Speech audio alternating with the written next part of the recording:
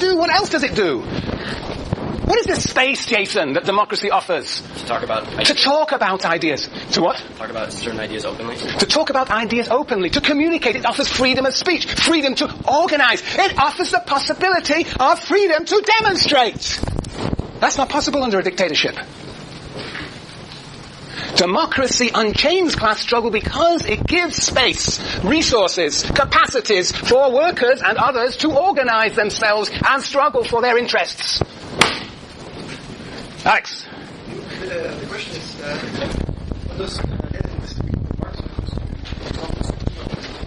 like just foundation, that definition, superstructure change?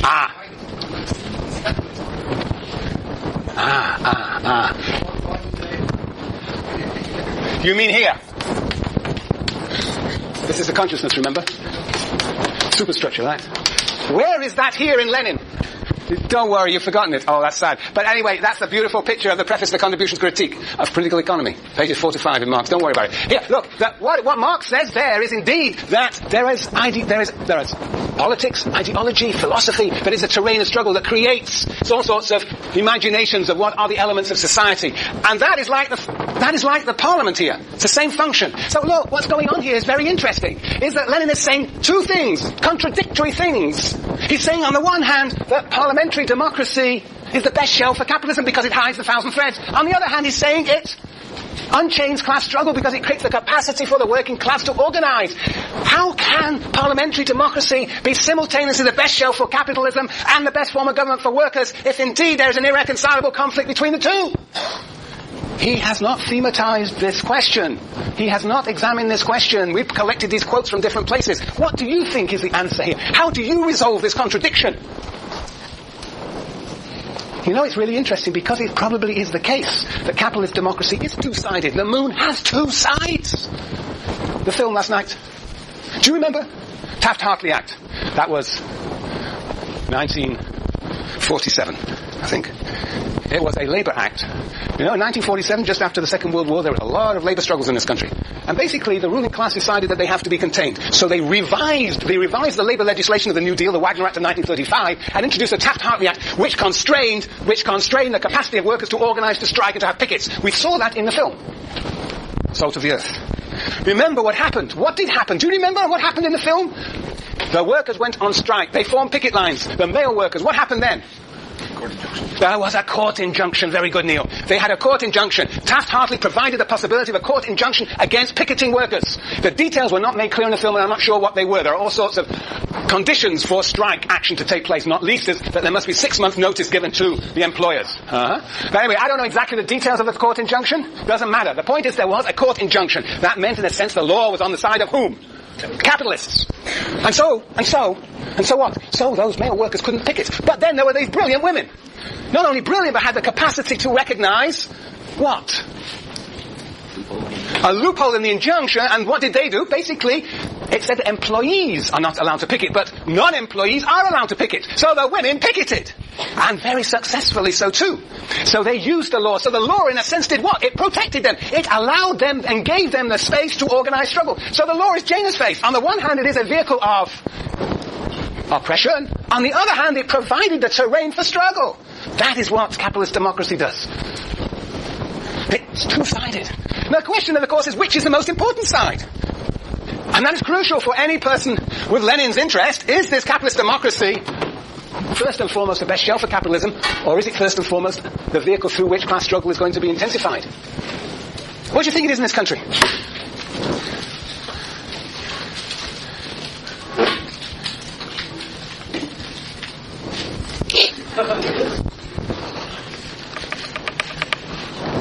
Juliana? Well, I guess I'm taking back to what we were doing, Marx, with the organized politics, consideration organized capitalism.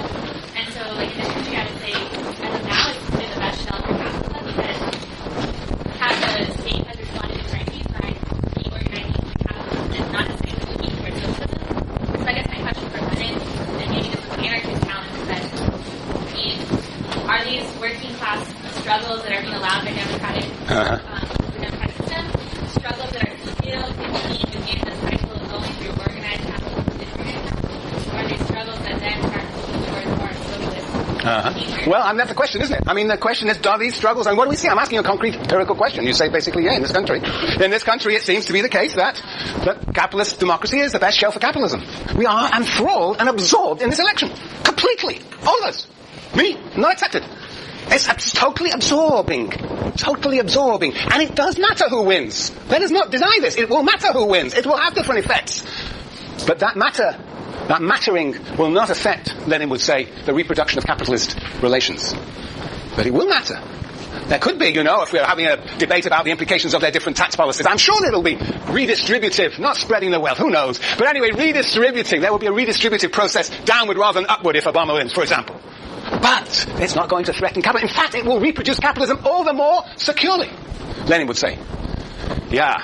The question is this that Lenin formulates is, if it does both these things, does capitalist democracy first unfurl struggle and then contain it, or does it the other way around? Does capitalist democracy first contain it, but then over time it unfurls struggle? I think that is ambiguously present in Lenin. The real solution for Lenin as to which of these two is more important is going to depend upon what, do you think? Something that Lenin hardly mentions at all in this piece. It's going to depend upon what? Which of these two functions of capitalist democracy? Unfurling struggle or containing or being the best shell for capitalism? Which of those two functions do you think what's going to determine which of those two functions is most important? Felipe, you must answer this question for us. You're Lenin, an organizer. Okay, Felipe. And you see these two possibilities of electoral democracy. It's the best shell for capitalism, or it's going to be the way that the working class can organize. What will determine the outcome of those, whether it's one or the other? Well, usually if you ask me a candidate that's more conservative, that is voting for president, you're going to have a harder time implementing laws that are going to help working class folks organize. Right, but all right. So yes, but there's other things rather. What else is there in the world apart from elections of presidents? There are what? Well, there are trade unions, right? There are trade unions. What else? There are trade unions. There are parties. Lenin would say that it depends upon the power of your trade unions. If the SEIU were running the world, if the SEIU, well, the SEIU wouldn't be the SEIU if 90% of the working class were members of the SEIU. I see the SEIU members are sticking together today. Aha, yes. Yes, but anyway, interesting things I think, Lenin would say, perhaps it depends upon the historical conjuncture, the overall level of class struggle, the level of class polarization, but particularly it will depend upon the existence of a political party that has, in fact, the capacity to organize the working class. So, I don't think that in different countries the balance between these two functions of electoral democracy will vary. Whoa, I am way behind. What happened? Well, that was my summary. That was my summary. I really think that I'm making a big deal about this. I'm making a big deal about these two sides of the moon because the next theorist, a fellow called Antonio Gramsci, will be very concerned about the two sides of the moon. He will thematize the two sides of the moon. That is only implicit in Lenin. Lenin didn't quite get the contradictory character of his own text, like sometimes Marx didn't. But it's easy for us to say that sitting in 2008. Okay, very good, very good. Are there any questions? No. Right, very good. That's where we are. Now we get to fun. Now we've developed, the first question we have is, why must the capitalist state be destroyed? Why must the... Can you just spell out the fourth one in one sentence? Whew.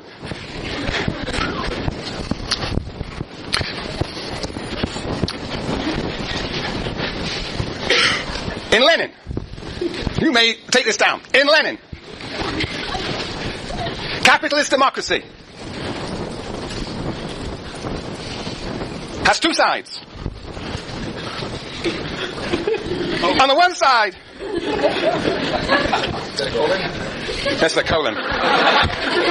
On the one side, it is the best shell for capitalism. And reproduces class domination irrespective of those who lead in parliament. On the other side,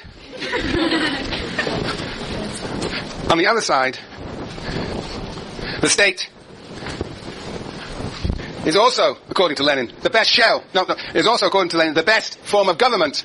The best form of government for the working class.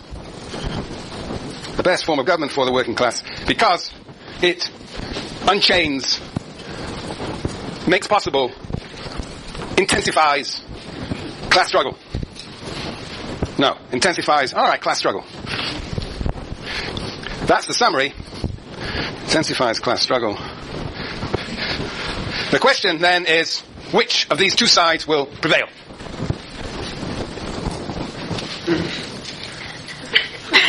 Thank you. My pleasure. Okay, very good. All right, that's my 4th-point summary, and I got 22 minutes left. All right, very good. This you're going to have to concentrate because we lose a Tuesday. I can't believe it. I never lost a Tuesday before. Yes, Rachel. This doesn't seem too radical to me at all, because he very much promotes how he works within a given structure, right? So he also then believes that there has to be a moment when revolution can happen. Am I correct in saying that? Yes. Well, what is unstated here is that it may be, of course, that capitalism contains struggle. And you get no revolutionary struggle. That's the first side of capitalist democracy. On the other hand, if capitalist democracy does unfurl and chain class struggle, that class struggle becomes more and more intense until the working class seizes power. You see, look, this is a very important point, Rachel. This is a model of what has to happen. How and whether it will happen is a separate question. He's not going into the how and the whether. He's saying what has to happen. And that's why, it may not seem to you very radical, because he hasn't got a revolutionary party in here. It hardly appears. The most interesting and significant absence in this entire piece is the failure to talk about what for him is so crucial, namely the Communist Party. It's not here. He's saying this is what has to happen. How it will happen, whether it will happen, is a separate set of questions. He's separating the two. Okay? Now, alright, so what has to happen? Well, the first thing is, he says that the capitalist state has got to be destroyed. Why has the capitalist state got to be destroyed? Why has the capitalist state got to be destroyed? Yes, Lauren? Because there isn't a state.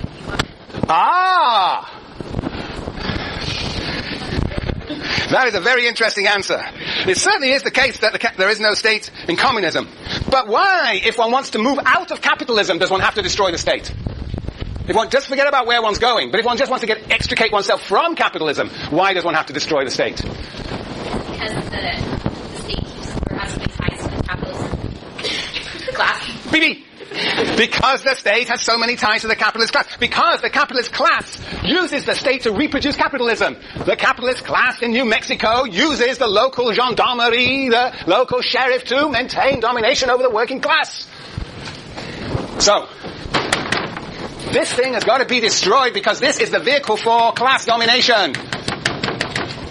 Yes. Why can none... Look, if the working class votes the Socialist Party into power, why is that not a possible way, an evolutionary way? Why can you not go beyond capitalism based on suffrage, on voting, on the ballot box? Why not? Yes, Jan? Because they're all like the people who voted on all capitalism. They're in a sense, but they may not be capitalists themselves, but they're attached to the capitalist class. That's one way of looking at it. Another way of looking at it, of course, is that what we're doing is voting the workers into here. But that's the moon. It's disconnected from what's real capitalist business, right? There's very little. What Lenin is saying is the influence of this Congress, Parliament, legislature on the bureaucracy, military is only marginal. You'll not get rid of it all 1,000 threads. The whole point is to vote for people in the moon. The moon is hovering around, disconnected from the linkages between state and capitalist class. Right? So voting people into this, voting a Socialist Party into Parliament is not going to dislodge those 1,000 threads. Yeah. So that's what Lenin is basically saying. This is not a viable way of actually changing the real capitalist character of capitalist society. He says has one exception. He has one exception. Just a minute, Jason. One exception, he says. Now, you may not have picked it up, but anybody picked up? There's one exception to this necessity for the destruction and a revolutionary transition. It is where the state is a little bit weaker. Thank you very much, Jane. And where is it weaker? Well, he claims in England, for example, the state is not that strong, it's a bit weaker than other countries, and therefore perhaps you can have an evolutionary transformation of the state. Perhaps, he says on page 337. But essentially the argument is the capitalist state has got to be destroyed by violent struggle as opposed to through the ballot box because it is so firmly attached to the capitalist class. That's what he says. Yes, Jason? Would you say that, presidents and executive people fall into this too? Right, so we could vote the Socialist Party into power and we might vote a socialist president. Right? And I think that what Lenin would say, just having the position up here, does not change the huge bureaucracy here. Right? And so, I think, yes, he would say the same on a presidential system. That, this 1,000 threads in the linkage. But also, of course, one would argue that the person who actually manages to get into the White House is already part of the capitalist class. Otherwise, would never have been able to get there or beholden to the capitalist class because that's how elections are run in this country. Yeah. Good. Very good. All right. That is